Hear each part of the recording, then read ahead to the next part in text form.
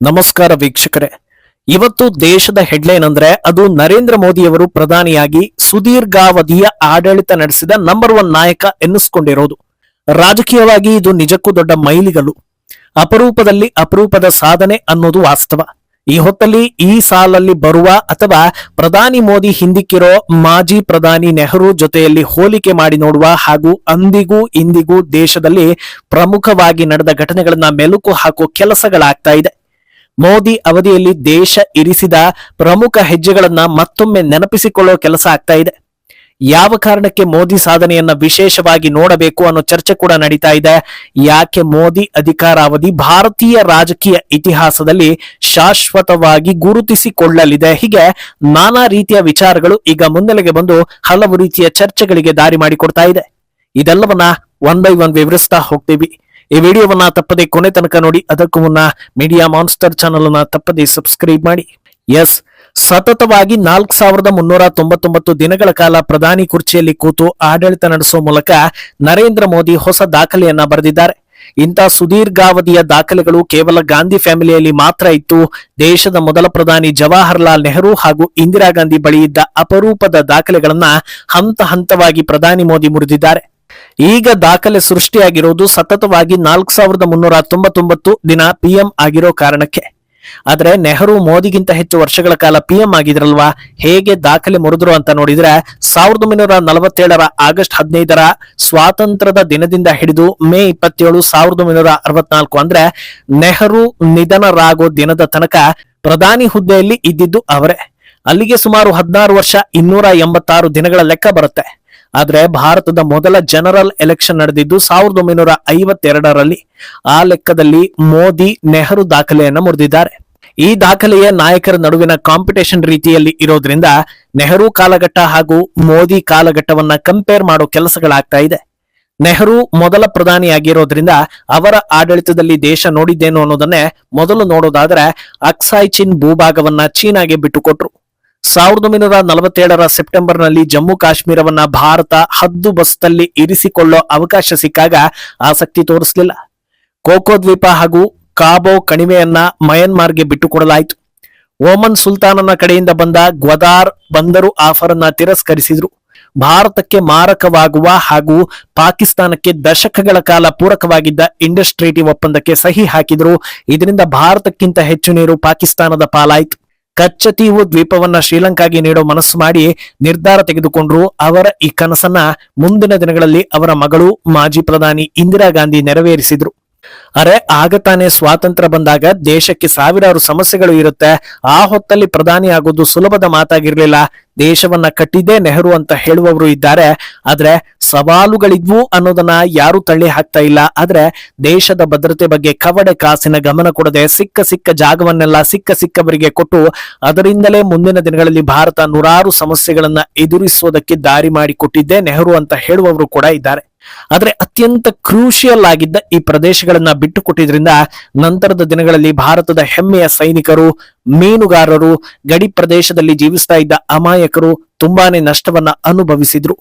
ಜೊತೆಗೆ ಇದು ಭಾರತದ ಪಾಲಿಗೆ ಆರ್ಥಿಕವಾಗಿಯೂ ಹಾಗೂ ದೊಡ್ಡ ಭದ್ರತಾ ಲೋಪವಾಗಿ ಹಲವು ವರ್ಷಗಳ ಕಾಲ ಕಾಡಿತು ಅನ್ನೋದು ವಾಸ್ತವ. ಇನ್ನು ಭದ್ರತಾ ದೃಷ್ಟಿಯಲ್ಲಿ ಮೋದಿ ಸರ್ಕಾರದಲ್ಲಿ ಆಗಿದ್ದೇನು ಅಂತ ನೋಡ್ತಾ ಹೋಗೋದಾದ್ರೆ ಜಮ್ಮು ಕಾಶ್ಮೀರಕ್ಕೆ ನೀಡಿದ್ದ ವಿಶೇಷ ಸವಲತ್ತು ಆರ್ಟಿಕಲ್ 370ಕ್ಕೆ ಕತ್ತರಿ ಹಾಕುವ ಮೂಲಕ ಅಲ್ಲಿಂದ ಇಡೀ ದೇಶಕ್ಕೆ ರಾಜಮಾರ್ಗವಾಗಿದ್ದ ಭಯೋತ್ಪಾದನೆಗೆ ತಡೆ ಹಾಕುವ ಕೆಲಸ ಮಾಡಿದ್ರು. ಜಮ್ಮು ಕಾಶ್ಮೀರದಲ್ಲಿ ಭಾರತದ ಸಂವಿಧಾನ ಅಪ್ಲೈ ಆಗೋ ಹಾಗೆ ಮಾಡಿದ್ರು. ಹಂತ ಹಂತವಾಗಿ ಅಭಿವೃದ್ಧಿ ಮೂಲಕ ಕಾಶ್ಮೀರವನ್ನ ಬದಲಿಸೋ ಪ್ರಯತ್ನಗಳು ನಡೀತಾನೆ ಇದೆ. ಪದೇ ನಡೀತಾ ಇದ್ದ ಉಗ್ರ ಕೃತ್ಯಗಳನ್ನ ಬಾಯಲ್ಲಿ ಖಂಡಿಸದೆ ಏರ್ ಸ್ಟ್ರೈಕ್ ಹಾಗೂ ಸರ್ಜಿಕಲ್ ಸ್ಟ್ರೈಕ್ ನಂತಹ ಕ್ರಾಂತಿಕಾರಿ ಹೆಜ್ಜೆಯನ್ನ ಇರಿಸಿದ್ರು. ಅದಕ್ಕೆ ಈಗ ಆಪರೇಷನ್ ಸಿಂಧೂರ್ ಕೂಡ ಸೇರ್ಪಡೆಯಾಗಿದೆ. ಭಾರತ ಎಂದೂ ಕಾಲಿರಿಸದ ದೇಶಗಳಿಗೂ ವಿಸಿಟ್ ಮಾಡಿ ಭಾರತದ ಜೊತೆಗಿನ ಬಾಂಧವ್ಯವನ್ನ ವಿಸ್ತರಿಸಿದ್ರು. ಚೀನಾ ಭಾರತದ ಗಡಿಗೆ ಹೊಂಚು ಹಾಕೋದನ್ನ ತಪ್ಪಿಸೋದಕ್ಕೆ ಗಡಿಯಲ್ಲಿ ಮೂಲಸೌಕರ್ಯ ಅಭಿವೃದ್ಧಿ ಮಾಡಿದ್ದು. ಭಾರತದ ಆರ್ಥಿಕತೆಯ ವೇಗವನ್ನ ಹೆಚ್ಚಿಸಿ ಇತರೆ ಬಲಿಷ್ಠ ದೇಶಗಳಿಗೂ ಭಾರತ ಪ್ರಮುಖ ಕಾಂಪಿಟೇಟರ್ ಅನ್ನಾಗಿ ಮಾಡಿದ್ದು.